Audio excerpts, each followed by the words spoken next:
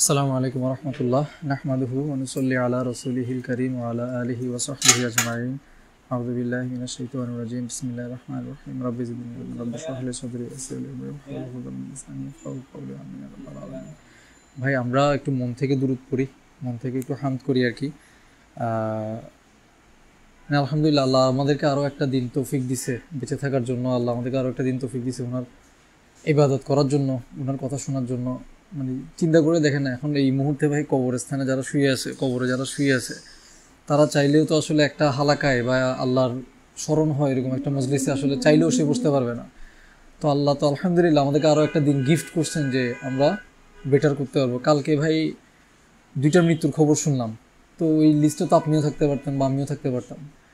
তো আসলে ভুলে যাই যে মারা যাব, এটা হচ্ছে একটা বড় সমস্যা, এটা মনে থাকে না।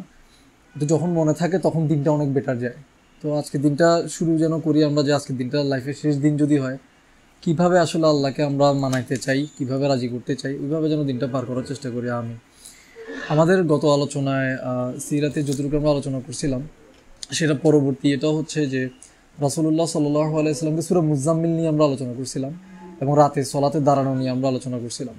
সো মিনওয়াইল রাসূলুল্লাহ সাল্লাল্লাহু আলাইহি ওয়াসাল্লামের দাওয়া, যে মানে ওনাকে আল্লাহ সুবহানাহু ওয়া তাআলা পাঠিয়েছে তো মানুষকে রাইট দিকে ডাকার জন্য। তো সেটা কেমন ছিল? সেটা হচ্ছে মানুষ তো আল্লাহ বাদে, আল্লাহ সহ আরও অনেক কিছু পূজা করতো, আল্লাহরও পূজা করতো, সাথে আরও অনেক কিছু পূজা করতো। তো উনাকে পাঠানোর মূল উদ্দেশ্যই হচ্ছে মানুষ যেন সব কিছুর পূজা, উপাসনা, দাসত্ব বাদ দিয়ে শুধু যেন আল্লাহর দাসত্ব করে। এমনকি আপনি দেখবেন যে মানে সিরাতে প্রথম 10-12 বছর মাক্কা লাইফ বা মাক্কান পিরিয়ড যেটা বলে, মাক্কান পিরিয়ডে প্রথম 10-12 বছর পর্যন্ত আপনি দেখবেন যে কোনো হুকুম আহকাম নাই। রোজা, হজ, যাকাত, সলা তো হচ্ছে 10 বছর পরে। তো তাহলে প্রথম 10 বছর তাহলে কি শিখেছে? আখিরাত যেন তাদের কাছে রিয়েল হয়ে ফুটে ওঠে, তাদের অন্তরে যেন ইভেন নিজের ইমোশনের দাসত্ব যেন সে না করে, নিজের ইচ্ছার দাসত্ব যেন না করে, মন চাহি জিন্দেগি না গড়ে সে যেন আল্লাহর ইচ্ছা অনুযায়ী যেন জিন্দেগিটা গড়ে। তো এই জিনিসগুলো খুব টাফ, বলে ফেলতেছি 1 লাইনে 2 লাইনে, কিন্তু এটা আসলে সাথে থেকে মানুষকে তারবিয়া দিতে হয়, মানুষকে সাথে থেকে পাশে থেকে করতে হয়, কন্টিনিউয়াস রিমাইন্ডার লাগে, আপস অ্যান্ড ডাউনসে পাশে থাকা লাগে। তো রাসূলুল্লাহ সাল্লাল্লাহু আলাইহি ওয়াসাল্লাম, আমরা সাল্লাল্লাহু আলাইহি ওয়াসাল্লাম বলবো ইনশাআল্লাহ, সাল্লাল্লাহু আলাইহি ওয়াসাল্লাম উনার লাইফের দাওয়া ফেজে 2টা পার্ট। প্রথম 2-3 বছর বলা হয় যে প্রাইভেট দাওয়া মানে তিনি প্রাইভেটলি মানুষকে দাওয়া দিয়েছেন। আর ওই 2-3 বছর পরে গিয়ে আল্লাহ সুবহানাহু ওয়া তাআলার অর্ডার আসার পর তিনি পাবলিক দাওয়া দেওয়া শুরু করছেন। তো আজকে প্রাইভেট দাওয়া দিয়ে শুরু করব। প্রাইভেট দাওয়াতে উনি যখন ফার্স্ট নবুয়ত নিয়ে আসেন এবং তিনি যখন সেটা রিভিল করেন প্রাইভেটলি, ফ্যামিলি মেম্বারদের সামনে, রিলেটিভসদের সামনে, একদম ক্লোজ কমিউনিটির সামনে, তো তখন আমরা জানি, আপনারা জানেন যে ইমিডিয়েটলি ওনার সবচেয়ে ক্লোজ ফ্রেন্ড যে আবু বকর রাদিয়াল্লাহু তাআলা আনহু, ইমিডিয়েটলি তিনি সেটা মেনে নেন, অ্যাকসেপ্ট করে নেন। ওনার ওয়াইফ খাদিজা রাদিয়াল্লাহু তাআলা আনহা ইমিডিয়েটলি সেটা মেনে নেন। ওনার কাজিন আলী রাদিয়াল্লাহু তাআলা আনহু, যিনি রাসূলুল্লাহ সাল্লাল্লাহু আলাইহি ওয়াসাল্লামের ঘরে বড় হয়েছেন, উনিই পালছেন, আলী রাদিয়াল্লাহু তাআলা আনহুকে রাসূলুল্লাহ সাল্লাল্লাহু আলাইহি ওয়াসাল্লামই পালছেন। উনি তখন ওনার বয়স কত? 8। উনি তখনই ইসলাম গ্রহণ করছেন। যায়েদ বিন হারিসার গল্প বলতেছিলাম, যে পালক পুত্র, সেও ইমিডিয়েটলি ইসলাম অ্যাকসেপ্ট করছে। তো এখান থেকে একটা বিষয় আমরা আজকে ফোকাস নিব, সেটা হচ্ছে ভাই মানে পুরো একটা এরিয়া যারা মূর্তি পূজা করে, তাদের মধ্যে একটা লোক এসে যখন এরকম একটা দাবি করে যে আমি আল্লাহ রসুল, তোমরা আমাকে মানতে হবে, শুধু আল্লাহর পূজা করবো, এটা কিন্তু খুব র্যাডিক্যাল একটা ঘোষণা, একটা রিভলিউশনারি একটা ঘোষণা। আমরা হইলে ভাই মারতাম, পাগল মনে করতাম, মানে ডিনাই করতাম, ওর কথা তাকে একঘরে করে ফেলতাম। তো বিশ্বাস করার তো প্রশ্নই আসে না টাইপের একটা দাবি এটা। কিন্তু দেখেন এরকম অবিশ্বাস্য একটা দাবি, এটা কিন্তু সবার আগে ওনার সবচেয়ে ক্লোজ মানুষ যারা, মানে খাদিজা তো ওয়াইফ, এরপরে আপনার ওটা কি বলে, আলী রাদিয়াল্লাহু তাআলা তো ছেলের মতো নিজের ঘরে বড় হয়েছে, যায়েদ বিন হারিসা তো ছেলের মতোই নিজের ঘরে বড় হয়েছে, আবু বকর রাদিয়াল্লাহু তাআলা হচ্ছে অনেক বছরের ফ্রেন্ডশিপ। তাহলে এই যে একদম ক্লোজ লেভেলের মানুষগুলো, এগুলা যে এনারা যে শোনার সাথে সাথে মেনে নিছে, এখান থেকে কিন্তু একটা জিনিস প্রুফ হয়। যেটা প্রুফ হয় সেটা হচ্ছে রাসূলুল্লাহ সাল্লাল্লাহু আলাইহি ওয়াসাল্লাম মানুষ হিসেবে কি পরিমাণে অ্যামেজিং একটা মানুষ ছিলেন। ওনার ক্যারেক্টার, ওনার সত্যবাদিতা, ওনার বিশ্বাসযোগ্যতাটা কোন লেভেলে হলে এরকম একটা অবিশ্বাস্য দাবি সবাই এক শোনাতেই মেনে নেয়। তো আমাদের নেয়ার কি আছে এখানে? আমাদের নেয়ার যেটা, সেটা হচ্ছে আমি বলছিলাম যে রাসূলুল্লাহ সাল্লাল্লাহু আলাইহি ওয়াসাল্লামের মৃত্যুর পর তার কোনো নবী আসবে না। তো আর যদি কোনো নবী না আসে, তাহলে দাওয়ার এই দায়িত্বটা এখন কাদের? আমার, আপনার, আমাদের। তাহলে দাওয়ার এই দায়িত্বটা যদি আমার আপনার হয়, আমার আপনার এই দাওয়ায় যে মানুষ যে আল্লাহকে বাদ দিয়ে অন্যদিকে চলে যাচ্ছে, আল্লাহর সাথে অন্য কিছু পূজা করতেছে, সে অন্য ধর্মের হোক আমার ধর্মের হোক, করতেছে তো মানুষ, বাট নিজের ডিজায়ারের পূজা করতেছে। তো তাদেরকে যে আমরা ডাকবো, আল্লাহর দিকে যে ডাকবো, সেই ক্যারেক্টারটা কি আমার হয়েছে কিনা, আমি কি বানাচ্ছি কিনা ওই ক্যারেক্টারটা, মানে আমার জীবনটাকে আসলে আখিরাত কেন্দ্রিক জীবন কিনা, আমাকে দেখলে কি আসলে সেও বিশ্বাস করবে কিনা যে হ্যাঁ এই লোকটা এমনভাবে কনভিন্সড যে সে তার লাইফটা আখিরাতের জন্য চেঞ্জ করছে, তাকে দেখেও আমার মনে হচ্ছে যে না আখিরাত বলে কিছু একটা আছে, আমি তাহলে ঠিক হয়ে যাই। তো আমরা কি আসলে আমাদের লাইফটা ওভাবে গড়তেছি কিনা, এই প্রশ্নটা নিজেকে করি ভাই, কারণ এটা আমাদের দায়িত্ব। এটা আসলে মানে জাস্ট শোনার জন্য শোনা, আলোচনার জন্য আলোচনা না, আসলে নিজেকে যেন ঠিক করি। দেখেন ওই দিন একজন বলতেছিল, এক বোন আমাকে নক দিছে, আমি চিনি না, ওনার মেয়ে হিফজ কমপ্লিট করছে, 11 বছর বয়স, বোয়ালখালীতে থাকেন। তো হিফজ কমপ্লিট করছেন, এখন বলতেছে যে আমি এখন কোনো একটা মাদ্রাসায় দিব বা এরকম, আমাকে একটু হেল্প করেন।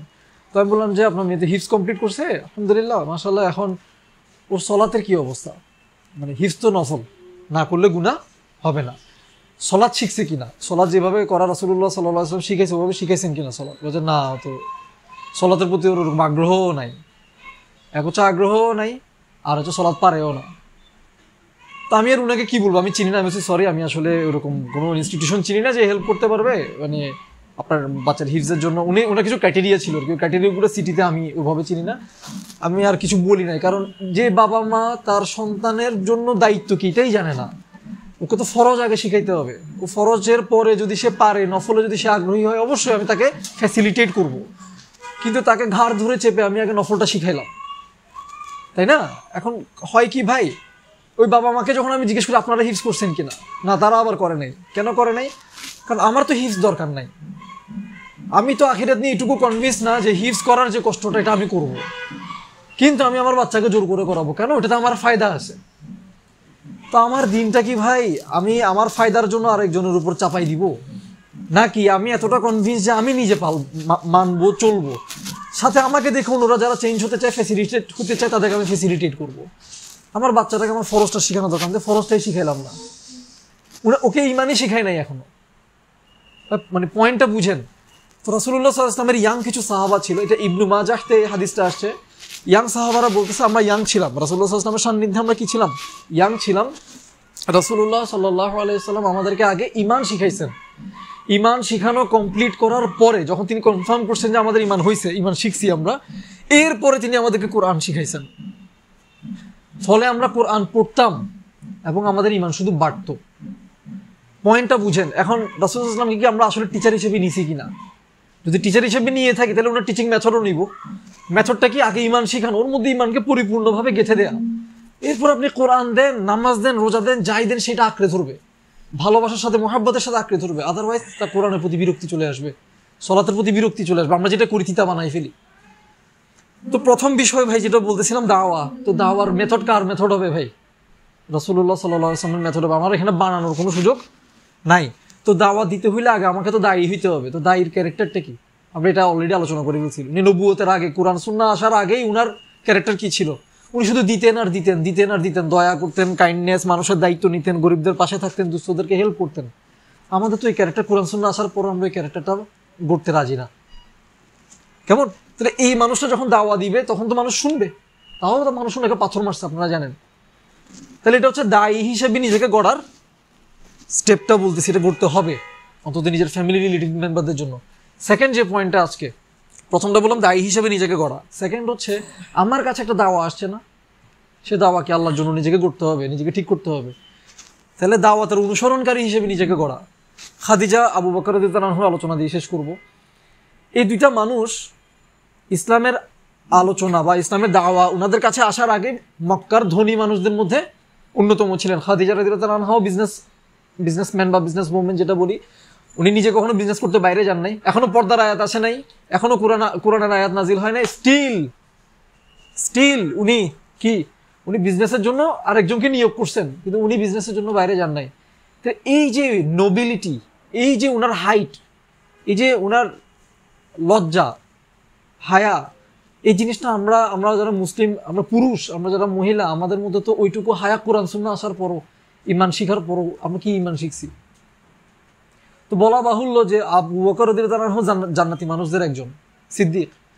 খাদিজা রাদিয়াল্লাহু আনহা জান্নাতি মহিলাদের একজন। আবারও যেটা বলতেছিলাম যে এই দুইটা মানুষ ছিলেন মক্কাতে সবচেয়ে ধনী মানুষদের মধ্যে অন্যতম।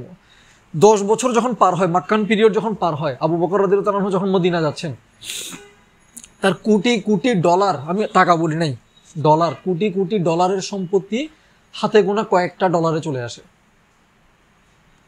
ব্যাপারটা বোঝানোর জন্য কম্পারিজনটা বলি, $50,000 যদি হয় সেটা $50 চলে আসছে। কেন? কারণ ইসলামকে সাপোর্ট দিতে গিয়ে ওনাদের জান কুরবান ছিল, যে ইসলামের জন্য আমি আমার দিন রাত 24 ঘন্টা তো ডেডিকেটেড করলামই আমার আল্লাহর জন্য, আমার যা আছে সব ডেডিকেটেড, ফ্যামিলি, ধন সম্পদ সব ডেডিকেটেড ছিল। খাদিজা রাদিয়াল্লাহু তাআলার কথা আপনারা জানেন, উনি কিন্তু নবুয়তের 10ম বছরে মারা যান। রাসূলুল্লাহ সাল্লাল্লাহু আলাইহি ওয়াসাল্লামের বয়স যখন 50, তখন নবুয়তের 10ম বছর, খাদিজা রাদিয়াল্লাহু তাআলা ওই বছর মারা যান। এটা তো আপনারা জানেন। এই 10 বছরে কিন্তু খাদিজা রাদিয়াল্লাহু তাআলা রাসূলুল্লাহ সাল্লাল্লাহু আলাইহি ওয়াসাল্লামের সাপোর্টের জন্য কি করছে? সব দিয়ে ফেলছে। তাহলে একটা মহিলা কি পরিমাণ অগ্রগামী, যে ইসলাম দাওয়া পৌঁছানোর জন্য যা করা দরকার, আমার যত গোল্ড আছে, আমার যত টাকা আছে, আমার যত পয়সা আছে, আমার জান লাইফ, আমার বেঁচে থাকার মৃত্যু সব তো আল্লাহর জন্য। আসলে আমরা মুখে বলি, আসলে কি আমার বেঁচে থাকা, আমার লাইফ, আমার মৃত্যু সব কি আসলে আল্লাহর জন্য? হয় নাই ভাই, হয় নাই। আমরা তো ছোট 2-3 কাজ নিয়েছিলাম, যে প্রতিদিন আমরা 12,000 বার জিকির করব। হ্যাঁ, তারপরে কি নিয়েছিলাম বলেন তো? প্রতিদিন 2 রাকাত নামাজ আল্লাহর জন্য পড়বো শান্তভাবে। আর এটা কি নিয়েছিলাম? প্রতিদিন 2 পৃষ্ঠা কোরআন বুঝে পড়বো।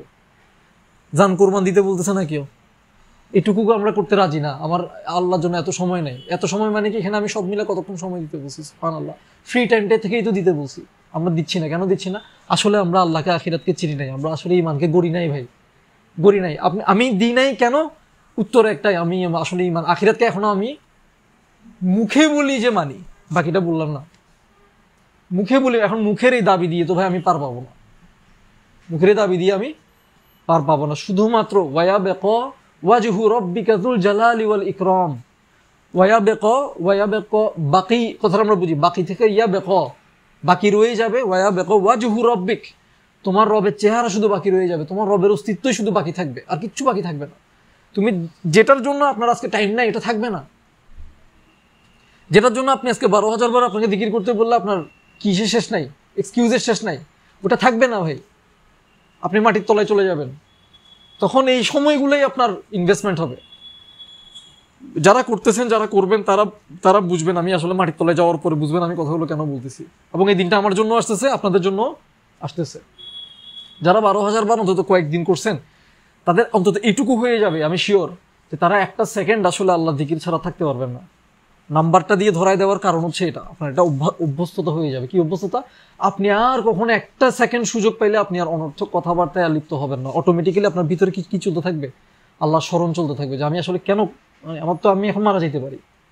আর একটা হচ্ছে কোরআন, ওটা আল্লাহর প্রতি যে ভালোবাসা, যে ডিভোশন তৈরি করবে, এটা আর কোনো কিছু তৈরি করতে পারবে না, সম্ভব না। এবং কোরআন হচ্ছে একমাত্র রশি, যেটা আপনি আঁকড়ে ধরবেন, যার আরেক মাথা কার হাতে? আল্লাহর হাতে। আল্লাহর হাতে যে রশির এক মাথা, সেই রশি আপনি কেমনে ছেড়ে দিবেন? কিসে আমরা আসলে বিজি হয়েছি ভাই? কিসে বিজি হচ্ছি? আমাদের লাইফে বরকত নাই কেন জানেন? এই জন্যই বরকত নাই। বরকত নাই, আসলে বরকত নাই। সময়ে বরকত নাই, কিছুতে বরকত নাই, টাকায় বরকত নাই, পয়সায় বরকত নাই, স্বাস্থ্যে বরকত নাই, থাকবে না। কারণ সব বরকতের মালিক যিনি, তাকে ফালাই দিছি আমরা। 2 টাকা চলা পড়ার টাইম নাই, তাড়াহুড়া, রুকু থেকে কখন উঠবো খালি ওই চিন্তা, সিজদার তাসবিহ কখন শেষ করে ফেলবো খালি ওই চিন্তা। ভাই আমরা এগুলো একটু ঠিক করি ভাই। 3টা জিনিস বলছি, 3টা জিনিস, সালাত, জিকির, কোরআন। এখন থেকে শুরু করেন, আরো 4 মাস আছে রমাদানের। এই 4 মাসের মধ্যে এমন ভাবে গড়েন যাতে রমাদানের এটাকে বুস্ট করতে পারেন, এবং এই 4 মাসে গড়বেন যাতে সারা জীবন এটা থাকে অভ্যাসটা। এটা আপনার জীবনের খোরাক হবে ইনশাল্লাহ। আজকেই হয়তো আমাদের কারো জানাজা হবে, আমরা জানি না ভাই। কালকে আমরা দুজনের মৃত্যুর খবর শুনছি, আজকে হয়তো আমার মৃত্যুর খবর আপনারা শুনবেন ভাই। আমি যেন নিজেকে ঠিক করি, আমি যেন আজকের দিনটা সন্ধ্যা পর্যন্ত অপেক্ষা না করি, আমি যাতে সন্ধ্যার আশা যেন না করি, জোহরের আশা যেন না করি। আমিন ইয়া রাব্বাল আলামিন। সুবহানাকাল্লাহুম্মা ওয়া বিহামদিক, আশহাদু আল্লা ইলাহা ইল্লা আনতা, আস্তাগফিরুকা ওয়া আতুবু ইলাইক।